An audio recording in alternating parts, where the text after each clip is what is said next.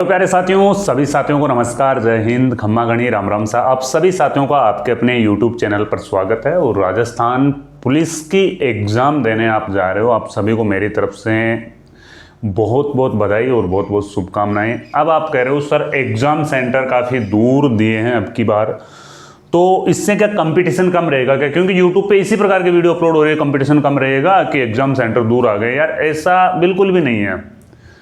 Rajasthan police का जो exam करवाती है वो राजस्थान पुलिस खुद एग्ज़ाम करवाती है। और राजस्थान पुलिस का यही रूल रहा, अगर आप पिछली वैकेंसियों को भी उठा के देखोगे तो यही नियम रहा है कि राजस्थान पुलिस के जो एग्ज़ाम सेंटर है ना वो अदर डिस्ट्रिक्ट में डालते हैं। तो इससे कंपटीशन पर कोई फ़र्क नहीं पड़ने वाला। जो भी राजस्थान पुलिस की तैयारी कर रहा उसका एग्ज़ाम सेंटर आप चाहिए, वो रहने वाला अगर भरतपुर का है, एग्ज़ाम सेंटर जैसलमेर बाड़मेर भी आया है तो एग्ज़ाम देने जाएंगे ही जाएंगे, है ना। जो जेन्युइनली तैयारी कर रहे हैं वो तो एग्ज़ाम देने जाएंगे ही जाएंगे। और सभी लगभग सीईटी पास है तो एग्ज़ाम का जो रेशियो है एग्ज़ाम देने वालों का वो अच्छा रहेगा, है ना। एग्ज़ाम सेंटर दूर आना ये कोई बहाना नहीं है, हर चीज़ को पॉजिटिव में लेना चाहिए आपको, है ना। आपको सोचना चाहिए कि सर एग्ज़ाम सेंटर दूर आ गया तो ये तो पॉजिटिव बात है कि हमें घूमने का मौका मिल रहा है ना। और अगर आप घर से ही निराश होकर निकलोगे तो फिर कहीं पर सफलता हाथ नहीं लगने वाली है। इस वीडियो में देखो अपन बात कर लेते हैं कि भाई एग्जाम को लेकर के क्या दिशा निर्देश है वो जारी किए गए हैं। दिशा निर्देश कल जब आपके एडमिट कार्ड आ जाएंगे ना तो मैं एक बार और आपके लिए वीडियो बनाऊंगा ना, उसमें क्लियरली सारी चीज़ें मेंशन करके है ना वो बताई गई होगी, ठीक है ना। और एग्ज़ाम सेंटर पर क्या क्या लेकर आपको साथ में जाना है। एग्ज़ाम सेंटर पर सबसे पहले तो आपको 2 आईडी आपकी लेके जानी है। आधार कार्ड हो, वोटर आईडी हो आपके पास में, पैन कार्ड हो, लाइसेंस हो, कोई भी 2 आईडी आपको लेके जाना, जिनमें से विशेष तौर पे आधार कार्ड तो आपको लेके जाना ही जाना है। आपकी नवीनतम फोटो होनी चाहिए और आपके पास में पेन होना चाहिए, ना। जेल पेन नहीं होना चाहिए, बाल पेन लेके जाना है। जो आप ओमार सीट भरोगे ना उसमें जेल पेन से अगर आप भरोगे तो वो क्या है कि ओमार सीट के आर पार हो जाता है और वो प्रॉब्लम हो जाती है, आपकी ओमार सीट है वो डिलीट भी हो सकती है, ठीक है ना। कल जब फाइनल आपका एडमिट कार्ड आ जाएगा उसमें अपन इस चीज़ के ऊपर है वो चर्चा कर लेंगे। ये कल मैंने टेलीग्राम पे डाल दिया था, मैं किसी कारणवश वीडियो नहीं बना पाया, ड्यूटी मेरी बाहर आ गई थी, तो इसीलिए मैं ये वीडियो है ना आज आपके लिए रिकॉर्ड कर रहा हूँ कि जब हमारी एग्जाम सेंटर पर ड्यूटी लगती है ना तो बच्चे क्या करते हैं, एडमिट कार्ड को भी पूरा पढ़ के नहीं आते हैं।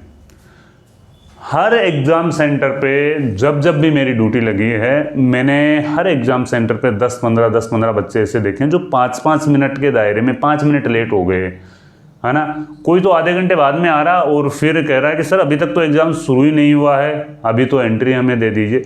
तो देखो ये आपका नतीजा होता है कि आप एडमिट कार्ड के जो इंस्ट्रक्शन है ना, जो दिशा निर्देश है उनको सही से नहीं पढ़ना। जबकि एडमिट कार्ड में साफ साफ लिखा होता है अगर आपकी एग्ज़ाम 10 बजे से है तो 8 बजे से आपको प्रवेश दे दिया जाएगा, यानी कि 8 बजे से आपकी एग्ज़ाम सेंटर में एंट्री करवाई जाएगी। 1 घंटे का एंट्री टाइम रहता है और एग्ज़ाम शुरू होने से 1 घंटे पहले ही एग्ज़ाम सेंटर का जो गेट है ना वो क्लोज कर दिया जाता है, ठीक है ना। तो एग्ज़ाम जो एडमिट कार्ड है उसके जो सामान्य दिशा निर्देश है उनको आपको ज़रूर भी पढ़ना है। इसमें देख लेना ये जो आपकी एग्ज़ाम है ना जो आपके ई प्रवेश पत्र है वो डाउनलोड हो जाएंगे आपके कल से, ठीक है। 13 तारीख वाले के 14 तारीख वाले के दोनों के कल से जो आपके एडमिट कार्ड है वो डाउनलोड हो जाएंगे ना। अगर किसी को कोई समस्या है ना इसको लेकर के, अगर आपके एडमिट कार्ड डाउनलोड नहीं हो रहे, कोई समस्या है तो ये कॉन्ट्रैक्ट नंबर है ना। ये कॉन्ट्रैक्ट नंबर आप अपने हमारे टेलीग्राम चैनल से भी ले सकते हो। ये मैंने पूरी PDF है वहाँ पे डाल रखी है, इन कॉन्टैक्ट नंबर पे आप संपर्क कर सकते हो। लिखित परीक्षा से पूर्व अभ्यर्थी ई प्रवेश पत्र पर अंकित निर्देशों को अच्छी तरह से अध्ययन कर लेना, है ना। कल एडमिट कार्ड जैसे आपके आते हैं मैं भी एक वीडियो आपके लिए बनाऊंगा ताकि आप कोई गलती ना करो, इसलिए, ठीक है ना। परीक्षा प्रारंभ होने के नियत समय से 2 घंटे पूर्व परीक्षा केंद्र पर उपस्थित होना होगा। जब आपकी एग्जाम मान लो अगर 9 बजे से शुरू है तो आपको 7 बजे वहाँ पे प्रेजेंट होना ही होना है एग्जाम सेंटर पर, ठीक है। परीक्षा प्रारंभ होने के निर्धारित समय से 30 मिनट पहले तक ही प्रवेश की अनुमति होगी। आपकी एग्जाम शुरू होगी उससे 30 मिनट पहले तक ही है वो अनुमति होगी। ठीक है, लिखित परीक्षा है तो अभ्यर्थी को एडमिट कार्ड में वर्णित ड्रेस कोड का, यानी कि जो ड्रेस कोड दी गई है उसका पालन करना पड़ेगा। आपको नवीनतम फोटोज है वो लेके जानी पड़ेगी।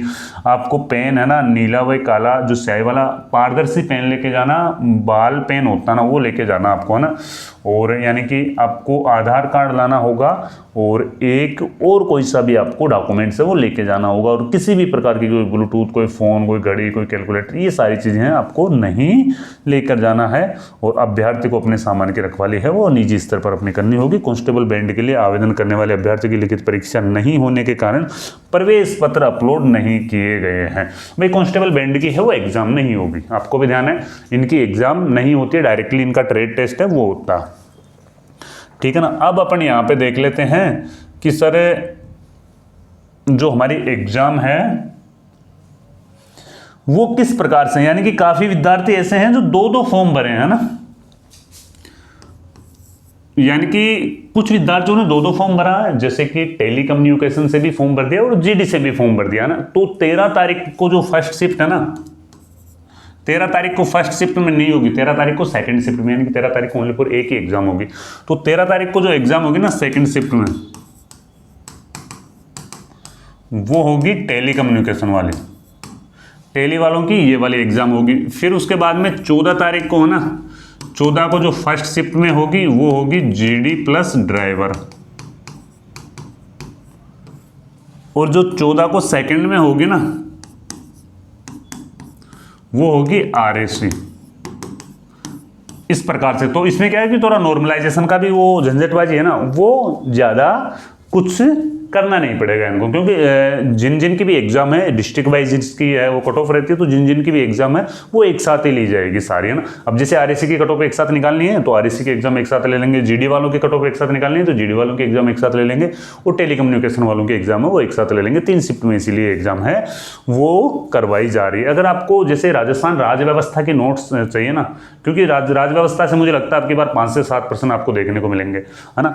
तो राज्य व्यवस्था की पीडीएफ आप डायरेक्ट डाउनलोड कर लेना, है ना। Jaipur classes app, Jaipur classes app, यहां पर जाओ, ई बुक वाले सेक्शन में आप जाओगे ना, ई बुक वाले सेक्शन में,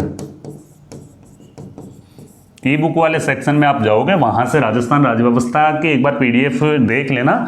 छोटी सी पीडीएफ है, ज़्यादा नहीं है, मुश्किल से मुश्किल 100 पेज की पीडीएफ होगी, एक बार प्रूफ रीड कर लेना। बहुत अच्छे अच्छे इसमें क्वेश्चंस हैं, मतलब कंप्लीट थ्योरी है इसमें, है ना। तो थ्योरी को आप कवर करके इसमें जरूर भी जाना है, ठीक है ना। कॉन्फिडेंस से पेपर देना है, और पेपर का लेवल अगर इजी रहता है तो मैंने आपको पिछले वीडियो में बताया था कि 120 130 प्लस करके आना। अगर पेपर का लेवल थोड़ा नॉर्मल लेवल का, यानी कि ज़्यादा हार्ड भी नहीं ज़्यादा इजी भी नहीं, तो 110 प्लस करके आना। और पेपर बिल्कुल ही हार्ड आ रहा है तो भी कैसे भी करके 100 प्लस तो आपको करके आना ही आना है।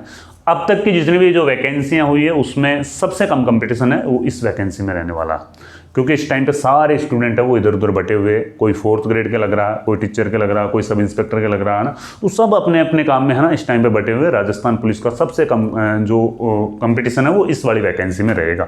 फिर भी रिस्क जरूर लेना आपको, 10 क्वेश्चंस के ऊपर, 8 क्वेश्चंस के ऊपर, 5 क्वेश्चंस के ऊपर, जितना हो सके उतना रिस्क लेना। रिस्क वाले क्वेश्चन ही आपको सिलेक्शन है वो दिलवाएंगे, ठीक है। फिर एक वीडियो कल मैं आपको बना दूंगा, जो भी भाई एडमिट कार्ड है वो मेरे को एक बार एडमिट कार्ड आप भेज देना, मेरे व्हाट्सअप नंबर है, मैं आपको बता देता हूँ। व्हाट्सअप नंबर मेरे 9680662076 है ना। एक एडमिट कार्ड के ऊपर भी वीडियो अपन बना देंगे, तो अगर आपने एडमिट कार्ड डाउनलोड कर लो कल, तो कल एक आध एडमिट कार्ड मेरे पास में इस वाले नंबर पर आप भेज देना, ठीक है। फुल ऑफ कॉन्फिडेंस के साथ में एग्जाम देने जाना, टाइम से पहले घर से निकल जाना, यानी कि 13 तारीख को अगर आपका फर्स्ट शिफ्ट में है तो आपको 11 तारीख को ही घर से निकल जाना है ना, क्योंकि बरसात का मौसम है और इस टाइम पे आपको ध्यान है कि भीड़ भड़का भी ज़्यादा रहेगा एग्जाम के वजह से। तो एक दिन पहले निकल जाना, कोई दिक्कत नहीं, घूमने के पर्पज़ से जाना ना। मैं तो एग्जाम देने जाता था तो मैं तो इसी पर्पज़ से जाता था कि दूर एग्जाम सेंटर आ गया तो और खुशी और मिलती थी कि यार घूमने को मिलेगा, है ना। दुखी होके नहीं जाना, अगर दुखी होके जाओगे तो देखो रिजल्ट नेगेटिव आएगा,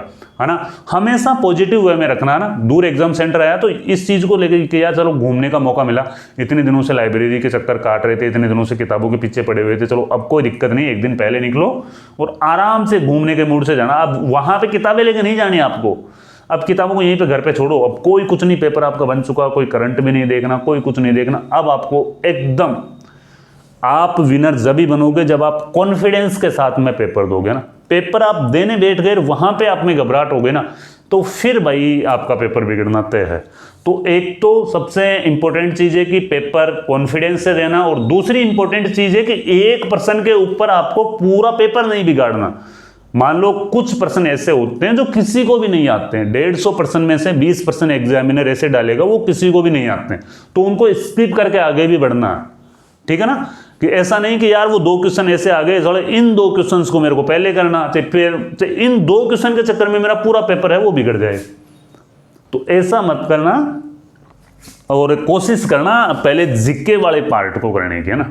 जीके वाले पार्ट को करना पहले। जीके वाले पार्ट में फटाफट फटाफट फटाफट आपके ओमार शीट भर दोगे। जैसे एक पार्ट आपने क्लियर किया उसकी ओमार शीट भर देना, फिर दूसरा पार्ट आपने क्लियर किया फिर उसकी ओमार शीट भर देना, फिर तीसरा पार्ट क्लियर किया ओमार शीट भर देना, ऐसे करना।